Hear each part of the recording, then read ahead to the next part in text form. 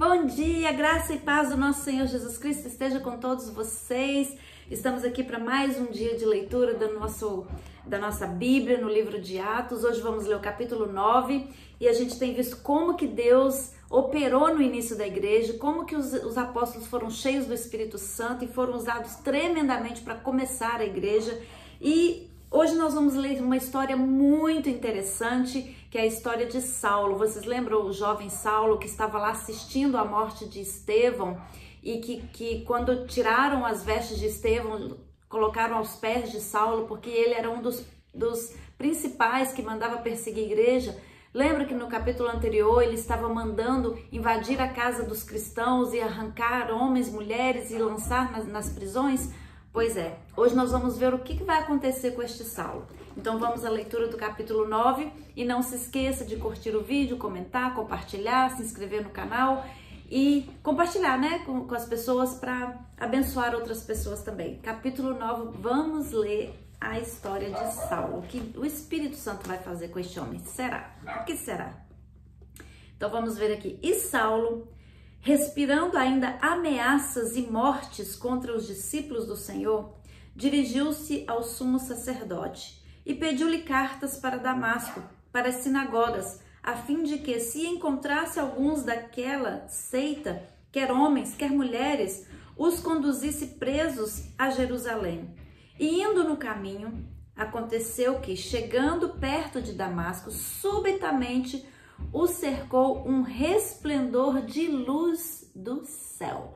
Então veja bem, ele aqui estava com o coração cheio de ódio, com os olhos cheios de sangue, querendo ir para Damasco, para prender os cristãos, porque ele queria a morte deles. Ele foi e pediu cartas de autorização para poder ir trazê-los presos até Jerusalém. E aí o que acontece? Quando ele estava a caminho, de repente veio uma luz muito forte sobre ele, uma luz do céu sobre ele. E caindo em terra, ouviu uma voz que lhe dizia: Saulo, Saulo, por que você me persegue? E ele disse: Quem é, Senhor? E disse o Senhor: Eu sou Jesus, a quem tu persegues.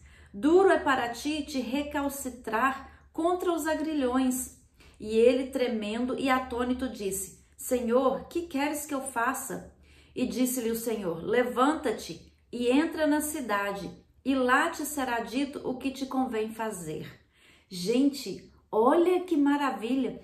Veio uma grande luz sobre ele, diz que ele caiu, provavelmente estava no cavalo, estava numa carroça, e ele caiu por terra. E aí veio a voz e falou: Saulo, por que você está me perseguindo?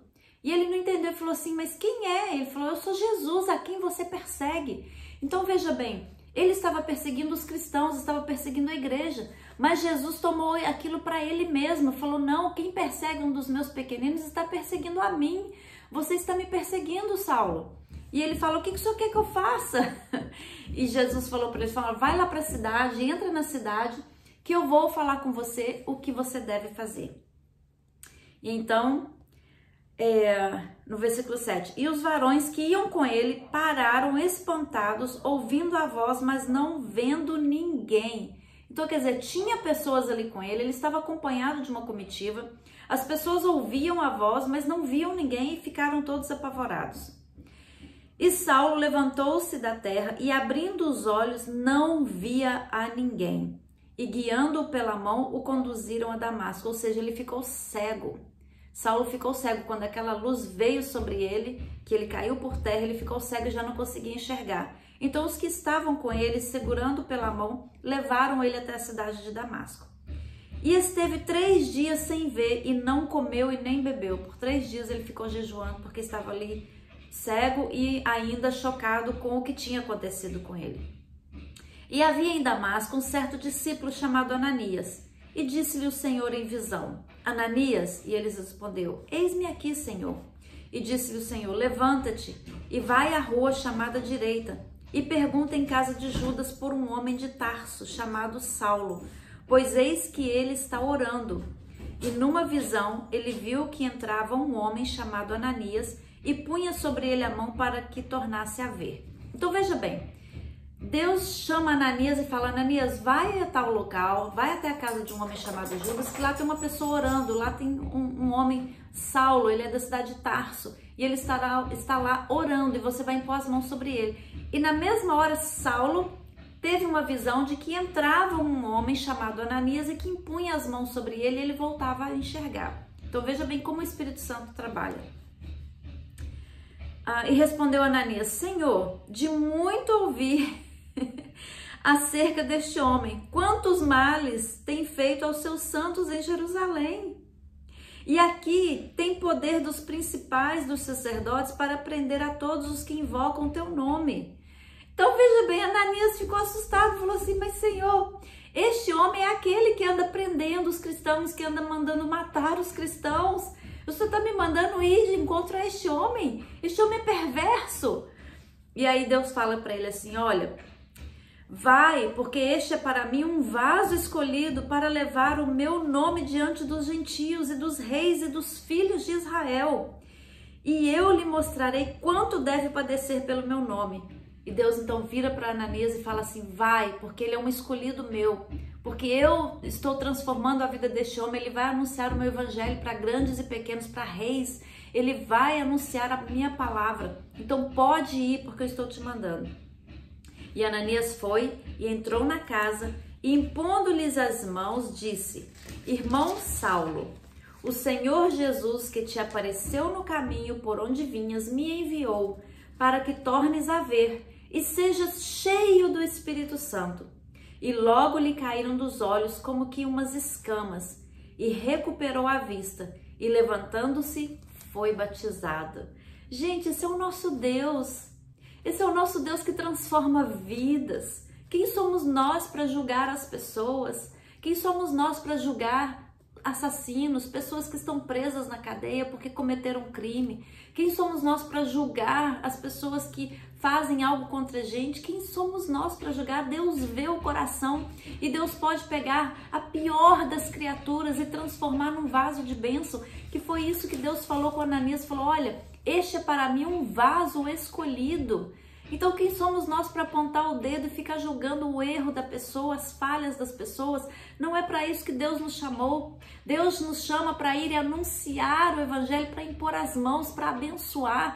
Deus chamou Ananias, não era para ir lá e jogar na cara de Saulo todos os seus pecados e toda a sua maldade, não. Mas Deus chamou Ananias para ir lá e impor as mãos sobre ele, o abençoar e curar e batizá-lo.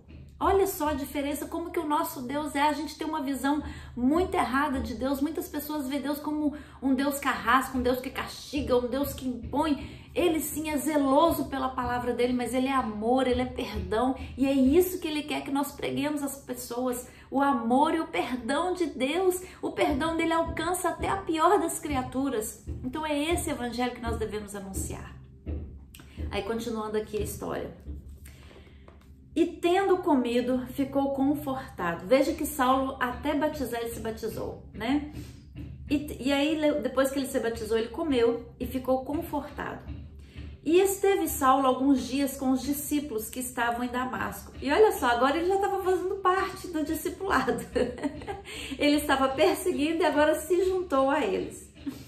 E logo nas sinagogas pregava Jesus, que era o Filho de Deus. Todos os que ouviam estavam atônitos e diziam: não é este o que em Jerusalém perseguia os que invocavam este nome? E para isso veio aqui, para os levar presos aos principais dos sacerdotes? O povo não estava entendendo nada. Mas não era esse aí o cara que estava perseguindo todos aqueles que falavam em nome de Jesus e veio aqui justamente para isso, para prender os cristãos, e agora está aí falando no nome dele? Saulo, porém, se esforçava muito, mas confundia os judeus que habitavam em Damasco, provando que aquele era o Cristo. E o povo ficou todo confuso, não estava entendendo mais nada. E tendo passado muitos dias, os judeus tomaram conselho entre si para o matar. Olha só, aquele que era contratado para matar as pessoas agora estava sendo alvo para ser assassinado pelos judeus, pelos religiosos, né? Pelos sacerdotes. Então agora eles estavam tramando matar Saulo. Mas as suas ciladas vieram ao conhecimento de Saulo. E como eles guardavam as portas, tanto de dia como de noite, para poderem tirar-lhe a vida. Tomando-o de noite, os discípulos o desceram dentro de um cesto pelo muro. E quando Saulo chegou a Jerusalém, procurava juntar-se aos discípulos, mas todos o temiam, não crendo que fosse discípulo. Então veja bem, para salvar a vida de Saulo, o que os apóstolos fizeram? Eles pegaram ele, colocaram ele dentro de um cesto e desceram ele pelo muro da cidade, para ele poder fugir da cidade de Damasco. E então, quando ele foi para Jerusalém, ele procurou ali a igreja, procurou os discípulos, mas todo mundo tinha medo dele. Ninguém estava acreditando que ele estava com boas intenções. As pessoas achavam que era cilada, que ele estava fingindo para poder prendê-los, né? Então Barnabé, tomando consigo, o trouxe aos apóstolos e lhe contou como no caminho ele vira o Senhor. E este lhe falara, e como em Damasco falara ousadamente em nome de Jesus. Então veja bem, Barnabé pega e fala para os discípulos tudo o que tinha acontecido com Saulo.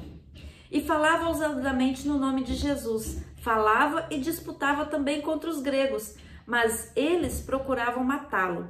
Sabendo, porém, os irmãos, o acompanharam até Cesareia e o enviaram a Tarso. Assim, pois, as igrejas em toda a Judéia e Galiléia e Samaria tinham paz e eram edificadas, e se multiplicavam, andando no temor do Senhor e na consolação do Espírito Santo. Ou seja, lembra que essas cidades estavam sendo severamente perseguidas por Saulo? E agora que Saulo se convertou, essas igrejas nesses locais tiveram paz e multiplicaram, porque agora o perseguidor estava sendo perseguido, de perseguidor a perseguido. Então agora, né, havia paz naquela região. Então vamos continuar aqui. Veja como Deus opera, gente, que maravilha. E aconteceu que, passando Pedro por toda parte, veio também aos santos que habitavam em Lida, e achou ali certo homem chamado Enéas, jazendo numa cama havia 8 anos, o qual era paralítico. E disse-lhe Pedro: Enéas, Jesus Cristo te dá saúde, levanta-te e faz a tua cama. E logo se levantou. E viram-no todos os que habitavam em Lida e Sarona, os quais se converteram ao Senhor. E havia em Jope uma discípula chamada Tabita, que traduzindo se diz Dorcas. Esta estava cheia de boas obras e esmolas que fazia. E aconteceu naqueles dias que, enfermando ela, morreu, e tendo-a lavado, a depositaram num quarto alto. E como Lida era perto de Jope, ouvindo os discípulos que Pedro estava ali, lhe mandaram 2 varões, rogando-lhe que não se demorasse em vir ter com eles. E levantando-se Pedro, foi com eles. Quando chegou, o levaram ao quarto alto, e todas as viúvas o rodearam, chorando e mostrando as túnicas e vestes que Dorcas fizera quando estava com elas. Então veja bem, aqui Pedro vai pregando a palavra, cura um paralítico, e aí diz que havia uma certa discípula chamada Tabita e que todo mundo a chamava de Dorcas.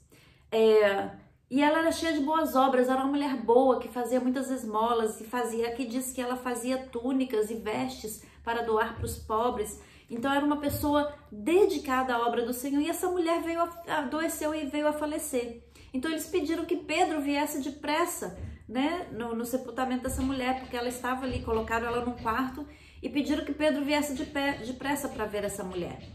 Então, diz o seguinte, que quando ele chegou lá, estavam todas chorando, as viúvas, as mulheres, todo mundo chorando a morte daquela discípula que era muito querida. E no versículo 40, mas Pedro, fazendo sair todos, pôs-se de joelho e orou, e voltando-se para o corpo disse: Tabita, levanta-te. E ela abriu os olhos e, vendo a Pedro, assentou-se. Gente, eu fico arrepiada de ver essas coisas, de ouvir essas coisas. Isso aqui não é conto histórias da carochinha, não é conto de fadas. Isso aqui é a Bíblia, é a verdade, são fatos reais. Então, ela se levantou e se assentou. E ele, dando-lhe a mão, a levantou e, chamando os santos e as viúvas, apresentou-la viva. E foi isso notório por toda a Jope, e muitos creram no Senhor. E ficou muitos dias em Jope com um certo Simão curtidor. Amém? Aqui termina o capítulo 9. Então veja bem, Pedro então ressuscita aquela mulher através do poder de Deus, do Espírito Santo, não Pedro, mas Deus através da vida dele, Jesus através da vida dele. E isso se tornou notório por toda a cidade e muitos creram. Então o evangelho só crescia. A obra de Deus só crescia, só expandia, porque eram tantas obras, tantas maravilhas que Deus operava. Era tanta gente salva, né? Um homem que era assassino, perseguidor, se converte a Jesus e começa a pregar a salvação.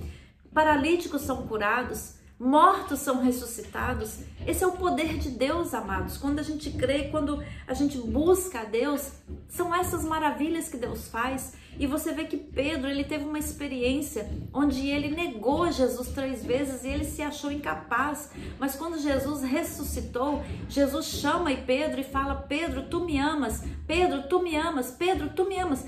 Pedro negou Jesus 3 vezes e Jesus fez Pedro confessar que amava ele 3 vezes para curar aquela decepção que ele tinha consigo mesmo, aquele peso que ele trazia consigo mesmo de ter negado Jesus. E depois disso Jesus falou para ele assim: então apacenta as minhas ovelhas, e disse a ele: você é Pedro, e sobre esta pedra eu edificarei a minha igreja. Então você vê que Pedro ali foi o principal fundador da igreja, que quando o negócio ficava feio eles mandavam chamar Pedro. Então eu digo para você, nunca é tarde para se arrepender, nunca é tarde para recomeçar, nunca é tarde para ser um vaso escolhido de Deus, para fazer a obra de Deus. Pedro negou a Jesus e, no entanto, foi o principal a construir a igreja de Jesus Cristo. Paulo mandava matar os discípulos e, no entanto, começou a pregar o evangelho. De perseguidor passou a ser perseguido. E eu pergunto para você, qual a sua posição? O que está te impedindo de servir a Deus? O que está te impedindo de ser uma bênção nas mãos de Deus? Pare, analise a tua vida e pense: Senhor, eu quero servir, eu quero ser um vaso de bênção, eu quero ser um percursor do teu evangelho, uma pessoa que leva boas novas, que leva o amor, que leva o perdão, que leva a bênção, que impõe as mãos, as pessoas são curadas, que impõe as mãos, enfermos são curados, paralíticos andam, pessoas são libertas. Toma posse disso e deixa o Espírito Santo te usar. Amém, meus queridos?